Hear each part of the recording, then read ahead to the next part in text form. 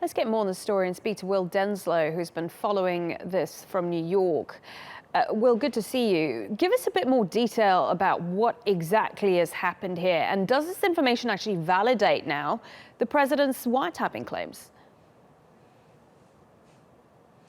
Well, according to White House spokesperson Sean Spicer, he's described this as a startling revelation, saying that it leads to further questions that need to be answered down the line. Now, President Donald Trump has said that this is somewhat of a validation to those claims that he made that the Obama administration was behind what he described as wiretapping. Now, Devin Nunes has publicly stated in the past that there's no physical evidence that that is true, that there's no evidence that the Obama administration is any way involved. But Devin Nunes, in this public statement, coming out and stating that serious questions need to be answered. That is, did US intelligence agencies target the Trump administration by looking into their conversations, and why they did that? What was the identity? Why was this all implicated? And also why the identities of those involved were released. Now, of course, according to the NSA, this isn't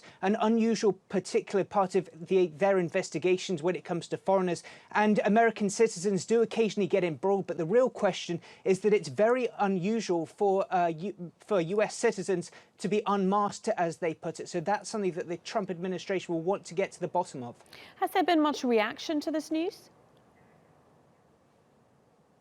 Yeah, absolutely. Now, for Democrats, they've been incredibly furious by this. Now, Adam Schiff, he's the leading Democrat on the Intelligence Committee. He is absolutely livid that the Democrats and other members of the panel weren't consulted when Devin Nunes went public with this information. Now, in an interview with CNN, Mr. Schiff stated that Mr. Nunes either needs to play an impartial role as the chair of this Intelligence Committee, or he needs to be a surrogate for the White House administration, one or the other, and it's up to him to decide. Of course, this is the same Intelligence Committee that is looking into these alleged links between Russia and the Trump administration. So certainly a great deal of concern from Democrats on the Hill that this isn't an impartial investigation. They want to get to the bottom of this. Of course, for critics of the Trump administration, they want to know what exactly US intelligence agencies were looking at and whether they found anything potentially incriminating. Of course, there's no information to indicate that is the case. But of course, as we know this week,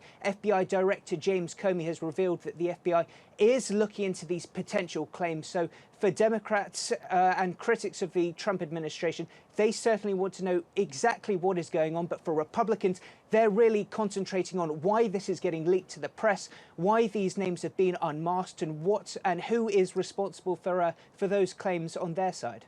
OK, Will, many thanks for talking us through that. Will Denslow there for us live in New York.